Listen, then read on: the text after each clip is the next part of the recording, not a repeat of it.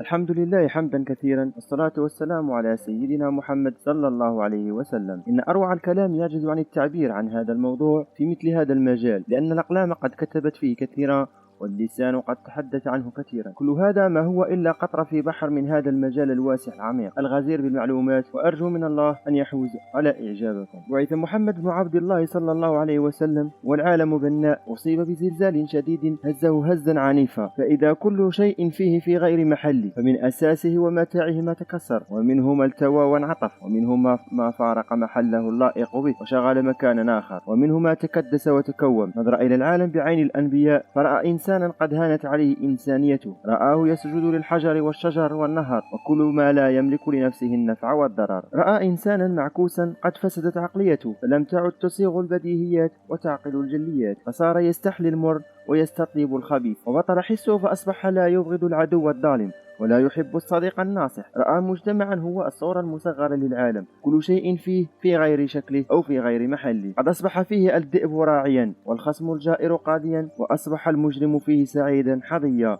والصالح محروما شقيا. ورأى عادات فاسدة تستعجل فناء البشرية، ورأى أحبارا ورهبانا أصبحوا أربابا من دون الله، يأكلون أموال الناس بالباطل ويصدون عن سبيل الله. رأى المواهب البشرية ضائعة أو زائغة، لم ينتفع بها ولم توجه التوجيه الصحيح، فعادت وبالا على أصحابها وعلى الإنسانية. فقد تحولت الشجاعة فتكا وهمجية، والجود تبذيرا وإسرافا، والأنف حمية الجاهلية، والذكاء شطارة وخديعة، والعقل وسيلة لابتكار الجنايات. رأى أفراد البشر وهيئات البشرية كخامات لم تحدق بصانع حاذق ينتفع بها في هيكل الحضارة، وكألواح الخشب لم تسعد بنجار يركب منها سفينة تشق بحر الحياة. رأى الأمم قطعانا من الغنم ليس لها راع، والسياسة كجمل هائج حبله على غاربه، والسلطان كالسيف في يد سكران يجرح به نفسه ويجرح به أولاده وإخوانه. وكان مجال العمل في بلاد العرب فسيحا. إذا كان الرسول صلى الله عليه وسلم رجلا إقليميا وصار في قومه سيرة القادة السياسيين والزعماء الوطنيين، كان له أن يعقد للأمة العربية لواء تنضم إليه قريش والقبائل العربية، ويكون إمارة عربية قومية موحدة يكون رئيسها. ولا شك أن أبا جهل بن هشام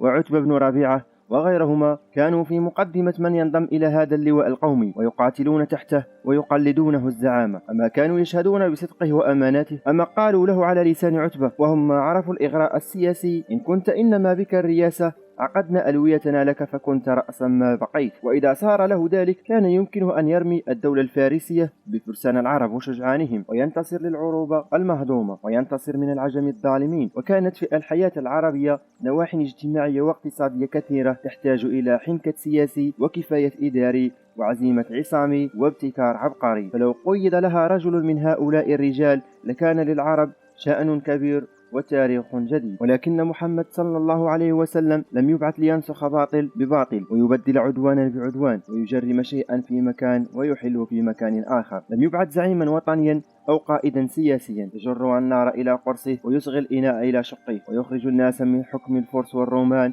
إلى حكم عدنان وقحطان، وإنما أرسل إلى الناس كافة بشيرا ونذيرا وداعيا إلى الله بإذنه وسراجا منيرا. إنما أرسل ليخرج عباد الله جميعا من عبادة العباد إلى عبادة الله وحده، ويخرج الناس جميعا من ضيق الدنيا إلى سعة الدنيا والآخرة. فلم يكن خطابه لأمة دون أمة ووطن دون وطن، ولكن كان خطابه للنفس البشرية وللضمير الإنساني. وكانت الأمة العربية لانحطاطها وبؤسها حق من يبدأ به مهمته الإصلاحية وجهاده العظيم. وكانت أم القرى والجزيرة العربية لموقعها الجغرافي واستقلالها السياسي خير مركز لرسالته. وكانت الأمة العربية بخصائصها ومزاياها الأدبية خير محل لدعوته وخير داعية لرسالته. لم يكن صلى الله عليه وسلم من عامة المصلحين الذين يأتون البيوت من ظهورها أو يتسللون إليها من نوافذها ويكافحون بعض الأدواء الاجتماعية والعيوب الخلقية فحسب، فمنهم من يوفق لإزالة بعضها مؤقتا في بعض نواحي البلاد،